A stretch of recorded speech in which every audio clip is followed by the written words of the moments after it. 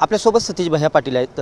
काय सांगाल आज खऱ्या अर्थाने काटेवाडी इथे आलेला तर काय भावना आहेत दादांच्या खऱ्या नाही, महाराष्ट्राच्या दृष्टीनं अत्यंत दुर्दैवी घटना आहे. दादा असे एकदम मधी सोडून जातील असं कुणाला वाटलं नव्हतं आणि आपले शब्द नाहीत आपल्याला बोलायला. सांत्वन करायचं तर म्हणजे नेमकं करायचं काय असा प्रश्न त्या ठिकाणी.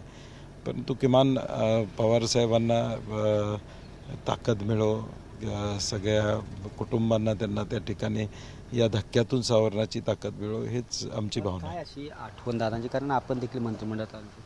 नाही, दादांच्याबद्दल आठवणी सांगाय बऱ्याच आहेत. कारण 4 वर्ष आम्ही मंत्रिमंडळात त्यांच्यावर काम केलं, नंतर 2 वर्ष मी काम केलं. अगदी सचोटी आणि काटेकोरपणा आणि एखादी गोष्ट होणार असेल तर होय म्हणायचं.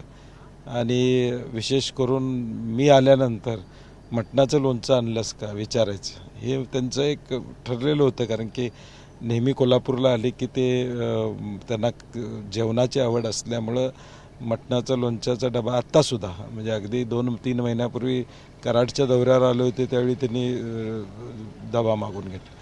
हे जे त्यांनी नाते सांभाळले होते, त्याने एक आपुलकीचं प्रेमाचं नातं त्यांनी प्रत्येकाबरोबर सांभाळलं. मंत्री नरहरी झिरवळ यांनी सुनेत्रा वहिनींना उपमुख्यमंत्री नाही, मला वाटते तो अंतर्गत पक्षाचा प्रश्न आहे, त्याच्यावर टिप्पणी करणं मला संयुक्तिक वाटत नाही. नक्कीच बंटी पाटील यांनी आत्ता काटेवाडी येथे खऱ्या अर्थाने भेट घेतलेली आहे आणि ज्या दादांच्या आठवणी आहेत त्या देखील सांगलेल्या आहेत आणि 4 वर्षे आम्ही मंत्रिमंडळात सोबत काम केलेले असं देखील बंटी पाटील म्हणाले आहेत. कॅमेरा पर्सन विकीसह मी दीपक कापरे, TV9 मराठी, बारामती.